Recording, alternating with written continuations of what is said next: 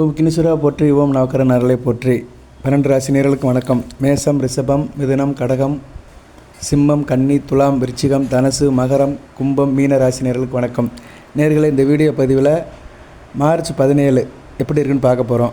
12 ராசிக்கும் 27 நட்சத்திரத்துக்கும் ராசி பலன்கள், நட்சத்திர பலன்கள், லக்கி நம்பர், அதிர்ஷ்ட நேரம், அதிர்ஷ்ட திசை எல்லாத்தையும் சொல்கிறேன். பொறுமையாக பாருங்கள். இந்த வீடியோ தினமும் 4 மணிக்கு வந்துடும். ஈவினிங் 4 மணிக்கு வந்துடும். நீங்கள் மறுநாள் எப்படி இருக்குன்னு தெரிஞ்சுக்கலாம்.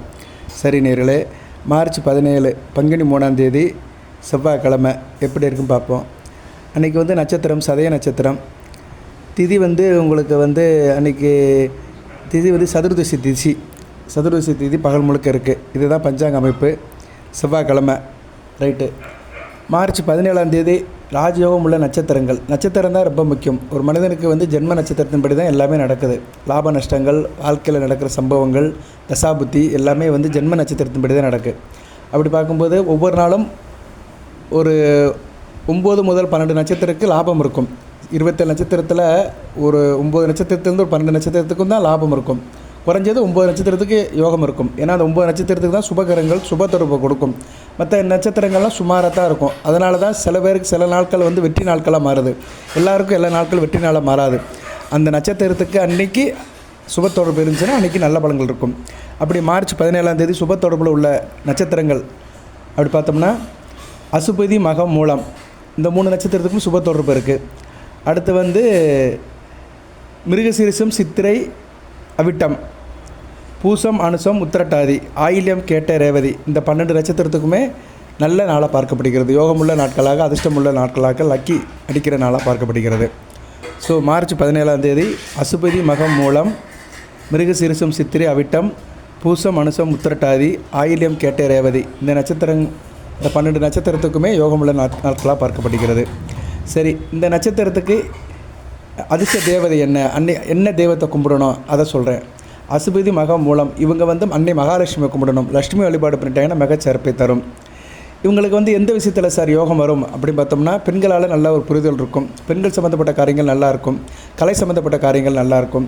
ஆடம்பரம் சம்மந்தப்பட்ட காரியங்கள், சொகுசு வாழ்க்கை சம்மந்தப்பட்ட காரியங்கள், வண்டி, வாகனம், வீடு, மனை, ரியல் எஸ்டேட், ப்ரொமோட்டர்ஸ், கட்டடக்கலையில் இருக்கிறவங்க, திரைப்படத்துறையில் இருக்கிறவங்க, இப்படி நிறைய சொல்லிட்டு போகலாம். சரியா?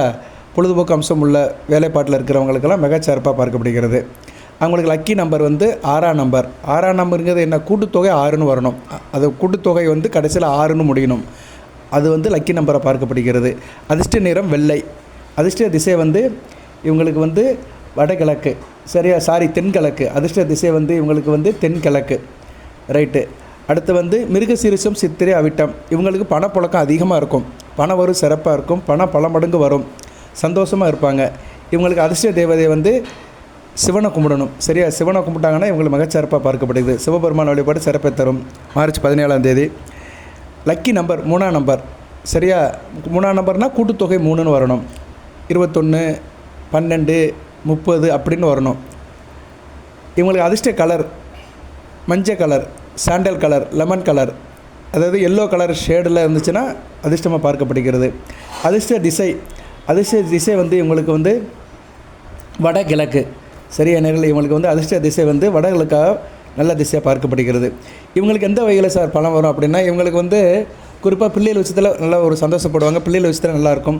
பேங்க் ஸ்டாஃபில் இருக்கிறவங்க, கொடுக்கல் வாங்கல இருக்கிறவங்க, நகைக்கடை வச்சுருக்கிறவங்க, வட்டி கொடுத்து வாங்குறவங்க, பணம் சம்மந்தப்பட்ட வேலையில் இருக்கிறவங்க, பூஜை புனஸ்கார பொருட்கள் விற்கிறவங்க, இப்படி நிறைய சொல்லிட்டு போகலாம். இவங்களுக்கெல்லாம் நல்ல ஒரு வருமானம் இருக்கும். அடுத்து பூசம், அனுசம், உத்திரட்டாதி இவங்களுக்கு அதிர்ஷ்ட தேவதை பெருமாளை கும்பிடணும். உலகளந்த பெருமாள் ஸ்ரீ லட்சுமி நாராயணனை கும்பிட்டாங்கன்னா மிகச்சிறப்பாக இருக்கும். பூசம், அனுசம், உத்திரட்டாதி இவங்களுக்கு லக்கி நம்பர் 5ஆம் நம்பர். கூட்டுத்தொகை 5ன்னு வரணும். அதிர்ஷ்ட நிறம் பச்சை. அதிர்ஷ்ட திசை வடக்கு. சரியா? அதிர்ஷ்ட திசை வடக்கு நல்ல விதமாக பார்க்கப்படுகிறது. இவங்களுக்கு எப்படி சார் பணப்புழக்கம் வரும் அப்படின்னா, இவங்களுக்கு கணிதம் சம்மந்தப்பட்டதில் பணப்புழக்கம் இருக்கும். கணிதம், வியாபாரம், ட்ரேடிங், கம்ப்யூட்டர் சம்மந்தப்பட்டது, சிஸ்டம் சம்மந்தப்பட்டது, டைப்ரைட்டிங், கல்வி அறக்கட்டளை, இப்படி நிறையா சொல்லலாம். இயல், இசை, நாடகம், ஆடல், பாடல், கைவினை, கைத்தொழில், இசைத்துறை, இப்படி இந்த இதில் சார்ந்து இருக்கிறவங்களுக்கு நல்ல வருமானம் இருக்கும். லாபமாகவும் இருக்கும், கோடிக்கணக்கில் பணம் வரும். சரியா? இப்போ நான் சொல்கிறேன், இந்த 12 நட்சத்திரத்துக்குமே பணம் பல மடங்கு வரும். அந்தந்த துறை ரீதியாக வரும். அந்தந்த வேலையில் இருக்கிறவங்க, அந்தந்த தொழிலில் இருக்கிறவங்க, அந்தந்த வியாபாரத்தில் இருக்கிறவங்களுக்கு கூடுதல் சிறப்பாக இருக்கும். இப்படி தான் பலன்கள் புரியும். சரியா? சில பேர் ஒரே நட்சத்திரம், நான் சொல்கிற நட்சத்திரத்திற்கும் அவங்களுக்கு கிடைக்காம இருக்கும். ஏன்னா அந்த தொழில் சம்மந்தப்பட்டு இருக்கணும். எல்லாமே வந்து கூடி வந்தால் தான் கோடி லாபம் இருக்கும். ஒன்றுக்கொண்டு முரண்பாடாக இருந்துச்சுன்னா லாபம் கிடைக்காது. இதில் தான் வித்தியாசப்படும், ஒருத்தருக்கு ஒருத்தர் வித்தியாசப்படும். அடுத்து ஆயில்யம் கேட்ட ரேவதி, இவங்களுக்கு வந்து வழிபடக்கூடிய தெய்வம் அம்மன் வழிபாடு. மீனாட்சி அம்மன், காமாட்சி அம்மன், அபிராமி அம்மன் வழிபாடு பண்ணணும். ஏதோ ஒரு அம்மன் வழிபாடு பண்ணிட்டு போனீங்கன்னா சிறப்பாக இருக்கும். அதிர்ஷ்ட எண் லக்கி எண் 2ஆம் நம்பர். அதிர்ஷ்ட நிறம் வெள்ளை. அதிர்ஷ்ட திசை வந்து வடமேற்கு. ஓகே, இவங்களுக்கு எப்படி சார் பணம் வரும்? எந்த இதில் பணம் வரும்னா, ஹோட்டல் மேனேஜ்மெண்ட், சிற்றுண்டி சாலை, சாப்பாடு கடை, உணவுப் பொருட்கள், காய்கறி கடை, ஜூஸ் கடை, பழக்கடை, மேக்கப் பொருட்கள், ஐஸ் பார்லர், பியூட்டி பார்லர், இப்படி நிறையா சொல்லிட்டு போகலாம். மருத்துவத்துறை, ரெப்ரசன்டேட்டிவ் வேலை, அலைஞ்சி திரிஞ்சு பார்க்குறவங்க நல்லாயிருக்கும். விவசாயம் பண்ணுறவங்களுக்கு நல்லாயிருக்கும். ஸோ ஆயில்யம் கேட்ட ரேவதி நட்சத்திரத்துக்காரங்களுக்கு இதன் தரப்பாக நல்ல லாபம் கிடைக்கும். 12 நட்சத்திரத்துக்கு சொல்லியாச்சு. இந்த 12 நட்சத்திரத்துக்குமே ராஜயோகம் இருக்கும். மறுபடியும் சொல்கிறேன், இந்த 12 நட்சத்திரத்துக்குமே வந்து லாப எண்களை சொல்லிவிட்டு மற்ற நட்சத்திரத்துக்கு சொல்கிறேன், பொறுமையாக கேளுங்க. அசுபதி மகம் மூலம் உங்களுக்கு வந்து லக்கி எண் 6ஆம் நம்பர். மிருகசீரிசம், சித்திரை, அவிட்டம் உங்களுக்கு லக்கி எண் 3ஆம் நம்பர். பூசம், அனுசம், உத்திரட்டாதி உங்களுக்கு லக்கி எண் 5ஆம் நம்பர். ஆயில்யம் கேட்ட ரேவதி உங்களுக்கு லக்கி எண் 2ஆம் நம்பர். இந்த 12 நட்சத்திரத்துக்காக லக்கி அடிக்கும். மற்றவங்களுக்குலாம் அந்த அளவுக்கு சிறப்பாக இருக்காது. மற்றவங்களுக்குலாம் சாதகமாக தான் இருக்கும். ஸோ மற்ற நட்சத்திரத்துக்கு வந்து நான் அதிர்ஷ்ட தேவதையும் சாதக நம்பரையும் சொல்கிறேன். சாதக நம்பர்னால் என்ன? Choice number. அந்த சாய்ஸ் நம்பர் வந்து உங்களுக்கு வேலை செய்யும். அப்படி பார்க்கும்போது பரணி, பூரம், போராடம் உங்களுக்கு வந்து அதிர்ஷ்ட தேவதை தேவி ஸ்ரீ கர்மாரியம்மன் வழிபாடு பண்ணிங்கன்னா மிகச்சிறப்பாக இருக்கும். மார்ச் 17ஆம் தேதி உங்களுக்கு சாய்ஸ் எண் 4ஆம் நம்பர். சரியா? அதிர்ஷ்ட திசை தென்மேற்கு. அதிர்ஷ்ட நிறம் கருப்பு கலந்த ட்ரெஸ்ஸை போட்டுக்கணும். அடுத்து கிருத்திகை, உத்திரம், உத்திராடம். கிருத்திகை, உத்திராடம் சிவபெருமான வழிபாடு பண்ணணும். இல்லைன்னா சூரிய நமஸ்காரம் பண்ணணும். உங்களுக்கு வந்து அதிர்ஷ்ட எண் 1 சாதக எண் 1ஆம் நம்பர். சரியா? ஃபேவரட் எண் வந்து 1ஆம் நம்பர். கலர் சிகப்பு colour, golden colour, orange colour. இந்த கலரை நீங்கள் சூஸ் பண்ணிங்கன்னா உங்களுக்கு வந்து அதில் யோகம் அதிகமாக இருக்கும். அதிர்ஷ்ட திசை கிழக்கு. அடுத்து வந்து ரோகிணி, அஸ்தம், திருவோணம் இந்த 3 நட்சத்திரத்துக்குமே வந்து முருகப்பெருமான வழிபாடு பண்ணணும். கந்தசஷ்டி கவசம் படிச்சிங்கன்னா மிக சிறப்பாக இருக்கும். செவ்வாய்க்கிழமை வரதுனால கந்தசஷ்டி கவசம் படிச்சுட்டு போனீங்கன்னா இந்த 3 நட்சத்திரத்துக்கும் கூடுதல் சிறப்பாக இருக்கும். உங்களுக்கு வந்து சாதக எண் ஃபேவரட் எண் வந்து 9ஆம் நம்பராக பரிந்துரைக்கப்படுகிறது. அதிர்ஷ்ட நிறம் சிகப்பு. அதிர்ஷ்ட திசை தெற்கு. அடுத்து வந்து திருவாதிரை, சுவாதி, சதயம். திருவாதிரை, சுவாதி, சதயத்துக்கு வந்து ஆஞ்சநேயர் வழிபாடு பண்ணணும். ஆஞ்சநேயர் வழிபாடு பண்ணிங்கன்னா மிக சிறப்பாக பார்க்கப்படுகிறது. உங்களுக்கு வந்து சாய்ஸ் நம்பர் வந்து 8ஆம் நம்பர். அதிர்ஷ்ட திசை மேற்கு. அதிர்ஷ்ட கலர் கத்திரிப்பு கலர், ரோஜாப்பூ colour, pink colour, sky blue colour. இந்த 4 கலரில் ஒரு கலரை போட்டிங்கன்னா மிக சிறப்பாக இருக்கும். அடுத்து வந்து புனர்பூசம், விசாகம், போராட்டாதி இந்த 3 நட்சத்திரத்துக்கும் விநாயகப் பெருமான் வழிபாடு பண்ணணும். விநாயகப் பெருமான் வழிபாடு பண்ணிட்டீங்கன்னா வெற்றி மேல் வெற்றி கிடைக்கும். உங்களுக்கு சாய்ஸ் நம்பர் வந்து 7ஆம் நம்பர். அதிர்ஷ்ட கலர் இளம் சிவப்பு இல்லைனா ஆரஞ்சு கலர். அதிர்ஷ்ட திசை வந்து உங்களுக்கு வந்து வடமேற்கு. சரியா? வடமேற்கு வந்து அதிர்ஷ்டத்தை கொடுக்கும். 27 நட்சத்திரத்துக்கு சொல்லியாச்சு. சரியா நேயர்களே? 27 நட்சத்திரத்துக்கு சொல்லியாச்சு. அதில் 12 நட்சத்திரத்துக்கு ராஜயோகம் இருக்கும், அதையும் சொல்லியாச்சு. இப்போ வந்து நம்ம ராசி பலனுக்கு வரோம். ஒவ்வொரு ராசிக்கும் ராசி பலன்கள் சொல்கிறோம்.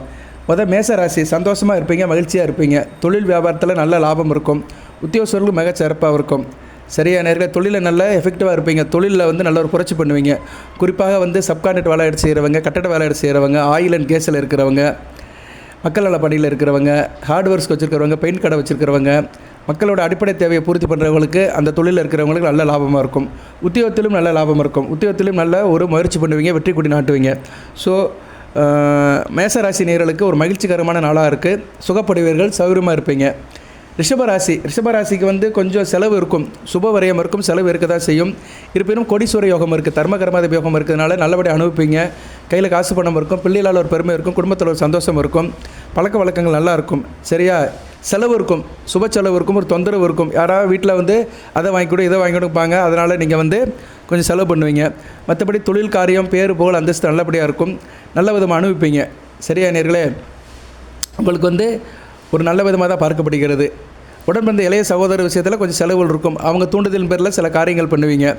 அடுத்து மிதுன ராசிக்கு வந்து 50% நல்லா இருக்கும். சரியா? ஆனால் சுகப்படுவீர்கள், நல்லா இருப்பீங்க, உடல் நல்லா இருக்கும், மனதால் உடலால் நல்லா இருப்பீங்க, சுகப்படுவீங்க. தாய் தாப்பரோட ஆதரவு இருக்கும், தூரதேச அமைப்புகள் நல்லா இருக்கும், எதிர்பாராத அதிர்ஷ்டம் இருக்கும். சரியா? இருப்பினும் உடல்நலத்தை பார்த்துக்கோங்க, உஷ்ண சம்மந்தப்பட்ட சாப்பாடெல்லாம் சாப்பிடாதீங்க, உடல்நலத்தை பார்த்துக்கோங்க, நல்லா தான் இருக்கும். சரியா? உங்களுக்கு வந்து விவசாயம், வண்டி வாகனம், ட்ராவல்ஸ், டிரான்ஸ்போர்ட் வச்சுருக்கவங்களுக்குலாம் நல்ல ஒரு எதிர்பாராத திருப்பம் வரும், அதில் எதிர்பாராத பண வரும் நல்ல விதமாக தான் பார்க்கப்படுகிறது. சுகப்பட்டு இருப்பீர்கள் மிதுன ராசி நேயர்களுக்கு மார்ச் 17. அடுத்து வந்து கடகத்துக்கு வந்து நல்லா இருக்குங்க. கடகத்துக்கு வந்து தூரதேச அமைப்பிலேருந்து நல்ல ஒரு செய்தி வரும். எதிர்பாராத திருப்பங்கள் இருக்கும். வெளிநாடு வெளிமான தொடர்பு நல்லபடியாக இருக்கும்.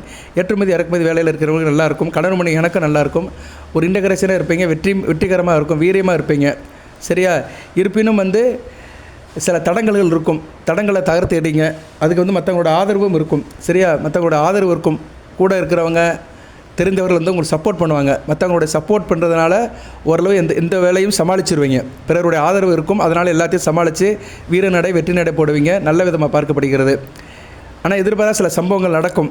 சரியா? ஒரு இன்டகிரேஷனும் ஓரளவு நல்லா தான் இருக்கும். கொஞ்சம் பார்த்து இருங்க.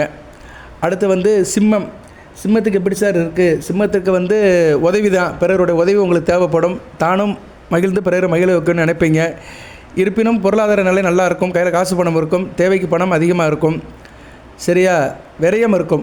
சரியா? கொஞ்சம் விரயம் பண்ணுவீங்க. பணம் வந்தாலும் கொஞ்சம் செலவு பண்ணுவீங்க. குடும்பத்துக்காக, மனைவிக்காக, கணவனுக்காக, நண்பர்களுக்காக, சொந்த பந்தத்துக்காக, அக்கம் பக்கத்தில் இருக்கிறவங்களுக்காக சில செலவு பண்ணுவீங்க. உத்தியோகத்தில் இருக்கிறவங்க கொஞ்சம் கவனமாக இருங்க. சரியா? உத்தியோகத்தில் இருக்கிறவங்க கொஞ்சம் அனுசரித்து போங்க. வேலைப்பளு அதிகமாக தான் இருக்கும். மற்றபடி சிம்ம ராசிக்கு வந்து ஒரு உதவிகரமான நாளாக பார்க்கப்படுகிறது. அடுத்து கன்னிக்கு வந்து கொஞ்சம் சோம்பல் இருக்கத்தான் செய்யும். சரியா?